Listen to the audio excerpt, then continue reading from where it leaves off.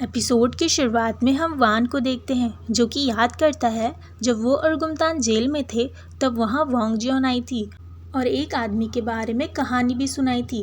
वो आदमी कर्ज था और उसे कहा गया था कि वो अपने कर्ज से तभी निकल पाएगा जब वो उसके सामने आने वाले 1000 लोगों को जान से मार देगा। तब वो आदमी अपने सामने आने वाले 999 लोगों को जान से मार देता है और अब उसे बस एक इंसान को और मारना था। तब उस आदमी की माँ जो उसका इंतज़ार कर रही थी वो उसके सामने आ जाती है। अब उस आदमी को अपने 1000 पूरे करने के लिए अपनी माँ को मारना पड़ता, पर तभी बुद्धा उस आदमी के सामने आ गए थे और उसे अपनी माँ को मारने से रोका था। और उसके बाद से वो आदमी सिर्फ अच्छे काम करने लगा था और एंड में उसे फाइनली शांति और माफ़ी दोनों मिल जाती है। कहानी सुनकर वान पूछता है क्या हमें भी उसकी तरह माफ़ कर दिया जाएगा, तो वांग जियोन हाँ कहती है और कहती है कि तुम दोनों ने तो बहुत सी तकलीफ और पेन को सहा है जितना कोई सोच भी नहीं सकता।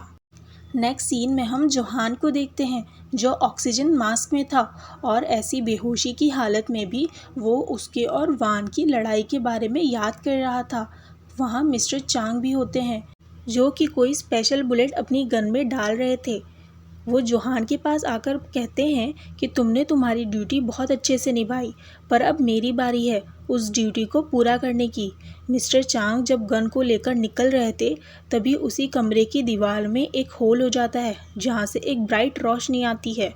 सीन शिफ्ट होता है और हम मीहू को देखते हैं जो कि कहीं जा रही थी, पर अचानक से उसके सामने कई सारे लस्ट डीमन आ जाते हैं। लस्ट डीमन उसकी तरफ बढ़ ही रहते, पर जब तक वो मीहू तक पहुंच पाते उससे पहले ही ब्लास्ट हो जाते हैं। मीहू थोड़ी कंफ्यूज होती है कि ये कैसे हुआ। फिर वो देखती है कि मिस्टर चांग ने उन डीमंस को अपनी गन से शूट किया था। मिस्टर चांग फिर मीहू को गन देकर बताते हैं कि इस गन में सिल्वर बुलेट्स है जिसमें होली वाटर भरा गया है।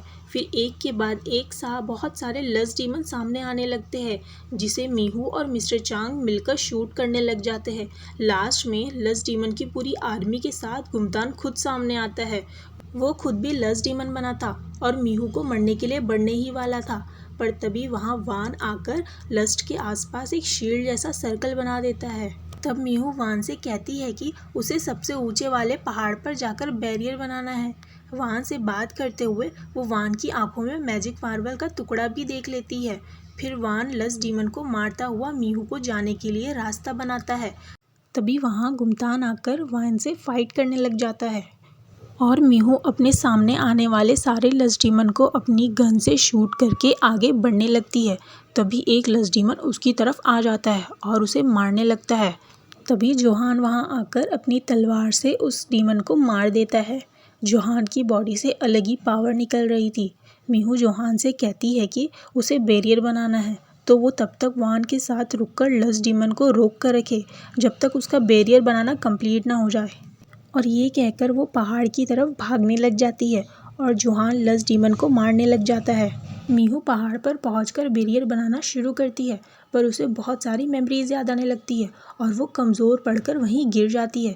मीहू अपने आप को ब्लेम करते हुए रोने लग जाती है। तभी वो वहाँ बेगजो को देखती है और बेगजो उसे समझाती है कि डरना कमज़ोरी नहीं है और उसे मोटिवेट करने लगती है। तब मीहू थोड़ी नॉर्मल होती है और बेगजो गायब हो जाती है। दूसरी तरफ गुमतान वान पर भारी पड़ रहा था और गुमतान कहता है कि मैं तुम्हें मारने की कोशिश नहीं कर रहा, क्योंकि जो मैं हूँ वो तुम भी हो। तुम्हें भी उन लोगों से नफरत है जिन्होंने तुम्हें ऐसा बनाया। तुम इस आइलैंड के प्रोटेक्टर नहीं हो, तुम भी मेरी तरह इस आइलैंड से नफरत करते हो। वान तभी जोहान को देखता है जो कि लस्ट डीमन से फाइट कर रहा था। तब वान जोहान को बुलाकर कहता है कि कुछ देर तक गुमतान को बिजी रखो। तब जोहान अपनी तलवार लेकर गुमतान की तरफ बढ़ता है और उससे फाइट करने लगता है। इधर मीहू फिर से बैरियर बनाने की कोशिश कर रही थी और उसके चारों तरफ एनर्जी कवर बना हुआ था। बान भी वहां पहुंच जाता है और बहुत मुश्किल से मीहू के करीब जाता है और उससे कहता है कि मैं नहीं चाहता कि तुम ऐसे बैरियर बनाकर हमेशा के लिए गायब हो जाओ। मीहू भी यही सेम बात कहती है कि मैं नहीं चाहती कि तुम भी इस तरह से गायब हो जाओ, और कहती है कि ये मेरी किस्मत है और मेरी जिम्मेदारी भी, तुम्हारा इसमें कोई जगह नहीं। तब वान कहता है कि मेरी किस्मत तभी बदल गई थी जब लस्ट डीमन का ब्लड मेरी बॉडी में दौड़ने लगा था। वान मीहू को हग कर लेता है और उसका हाथ धीरे धीरे अपनी आँख की तरफ ले जाने लगता है। मीहू समझ जाती है और खुद को छुड़ाने लगती है। तब वान कहता है कि मैं बहुत टाइम से यहाँ पर हूँ और अब मैं थक चुका हूँ और अब आराम करना चाहता हूँ। मेरी मदद करो ताकि मैं आराम कर पाऊँ। ये मेरी आखिरी ख्वाहिश है। ये कहते हुए वो मीहू का हाथ अपनी आँख के पास ले जाने लगता है और उसकी आँख से मैजिक मार्वल निकलकर मीहू के हाथ में आ जाता है। मैजिक मार्वल देने के बाद वान लस्ट डीमन में कन्वर्ट हो जाता है और इसीलिए वो जल्दी से वहाँ से जाने लगता है। इधर जोहान गुमतान से लड़ता हुआ थकने लगता है। तभी वहाँ वान पहुँच जाता है और गुमतान और वान दोनों ही लस्ट डीमन के फॉर्म में थे। तब गुमतान कहता है कि अब लग रहे हो ना तुम मेरे भाई जैसे। अभी भी देर नहीं हुई है, हम दोनों मिलकर सारे इंसानों को मार डालेंगे जिसने हमें वैसा बनाया। और वो वान को मीहू के बारे में भी भड़काने लगता है, पर वान पर कोई भी असर नहीं पड़ता। और वान कहता है कि अब हम दोनों का इस दुनिया से गायब होने का टाइम आ चुका है। फिर वान और गुमतान अपनी अपनी खंजर को तलवार में कन्वर्ट कर लेते हैं और फाइट करने लग जाते हैं। दूसरी तरफ मीहू बैरियर बनाने में लग जाती है। जोहान और मिस्टर चैंग लस्ट डीमन को मारने में लगे थे और गुमतान और वान फाइट करने में। गुमतान वान की तलवार को तोड़कर उसके अंदर घुसा देता है। वान भी अपनी टूटी हुई तलवार गुमतान के अंदर घुसाकर कहता है कि आए भी साथ थे और जाएंगे भी साथ में।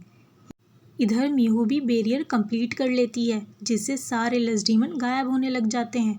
वान और गुमतान भी गायब होने लग जाते हैं। उस टाइम वान को मीहू के साथ बिताए हुए सारे टाइम याद आने लगता है और यही सारी बातें सोचता हुआ वो गायब हो जाता है। बैरियर बनाने के बाद मीहू वान के बारे में सोचकर बहुत रोती है। उस समय हम सफ़ेद कपड़े वाले आदमियों को भी देखते हैं जो कि ये सब देखकर बहुत गुस्सा हो रहे थे।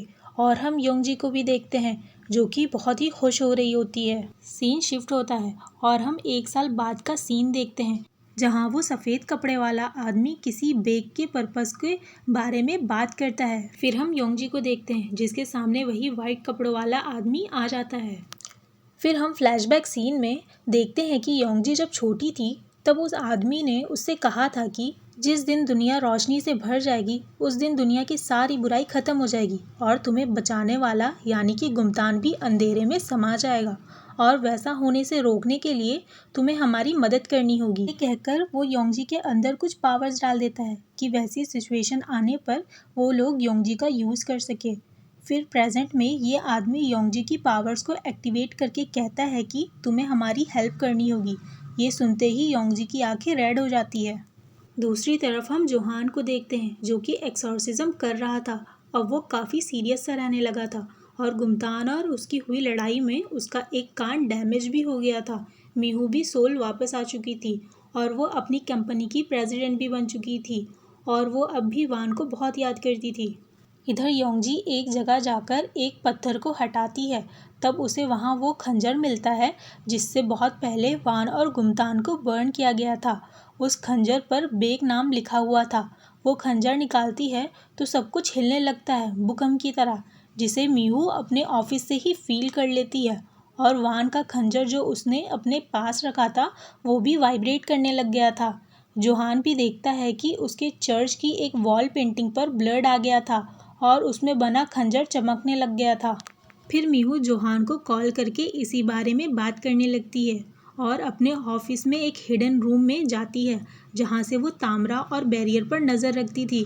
मीहू मन में सोचती है कि उससे एक बार फिर दुनिया को बचाना होगा और पर सवाल ये था कि वान फिर से वापस आ पाएगा या नहीं। और इसी के साथ ये सीज़न भी ख़त्म हो जाता है।